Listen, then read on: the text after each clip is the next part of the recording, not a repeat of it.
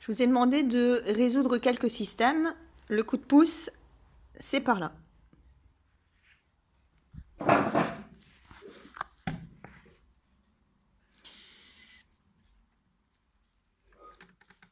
Le système ici est à résoudre par substitution. Donc substituer, c'est remplacer. Et donc, celui qui s'impose pour isoler une des deux inconnues, c'est la deuxième équation. Donc vous allez d'abord isoler y de cette égalité ici. Donc attention, y est négatif, et donc vous devrez arriver à y égale, donc vous transformez cette équation pour arriver à y égale quelque chose. Donc la relation 2 sera donc transformée, on va l'appeler la 2'. Ensuite, puisque vous aurez exprimé y en fonction de x, vous allez aller mettre l'expression que vous aurez écrite ici à la place du y dans l'autre.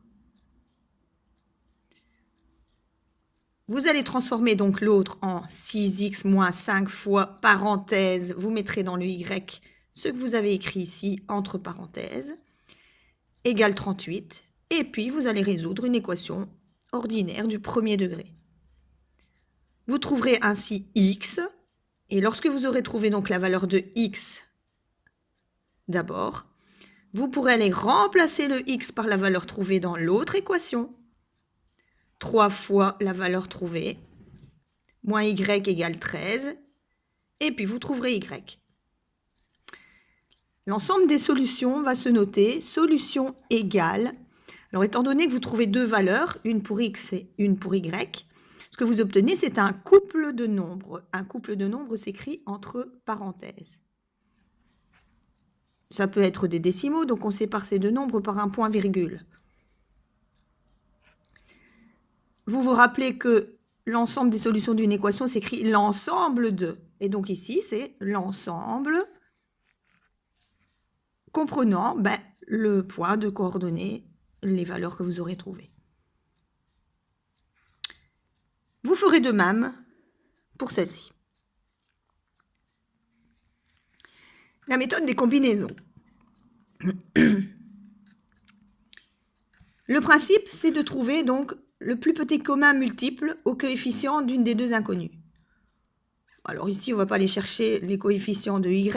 Le plus simple, c'est de regarder les coefficients de x. Quel est le PPCM, le plus petit commun multiple, à 4 et 6? Je vous laisse réfléchir. Une fois que vous avez trouvé ça, vous allez multiplier tous les termes de la première équation par le nombre qui va vous amener au PPCM de ces deux nombres. Donc la relation 1 va être transformée en la relation 1'. Vous multipliez bien chaque terme par le même nombre. Vous allez multiplier chaque terme de la deuxième par un nombre également. Et donc vous écrivez fois, vous avez trouvé le PPCM, donc vous savez par quoi vous devez multiplier. Vous multipliez la deuxième et vous obtenez donc les relations 1' et 2'. Vous avez multiplié, je vous rappelle, chacune des égalités par un nombre pour amener les mêmes coefficients de x. Et donc, qu'est-ce qu'il va falloir faire ensuite? Vous allez soustraire les deux égalités obtenues. On soustrait ces deux égalités obtenues. Vous allez éliminer, dans ce cas-ci, le terme en x, les termes en x. Attention, quand vous allez soustraire, vous allez avoir aussi la situation du moins. Parce que ce nombre 9 aura changé, ce nombre moins 5 aura changé. Mais si vous avez multiplié par un nombre ici positif, Là, le coefficient de y sera toujours négatif. Et donc, quand vous allez prendre le terme là et soustraire celui-ci, vous allez avoir donc la situation du moins, qui donne au final plus. Donc, ne vous trompez pas avec les signes. Vous allez donc obtenir ensuite une équation qui aura plus qu'une seule inconnue, y. Vous la résolvez, vous allez trouver y. Et une fois qu'on a y, qu'est-ce qu'on fait? Eh bien, on retourne dans une des deux équations de départ données dans le système. La première ou la deuxième, peu importe. Vous prenez celle qui vous facilite la tâche. Je prendrai celle-ci, vu que moins 77, bon, c'est un nombre un peu plus compliqué. Donc, vous remplacez la valeur de y que vous avez trouvée ici plus bas. Et vous allez résoudre une équation qui deviendra une équation en x.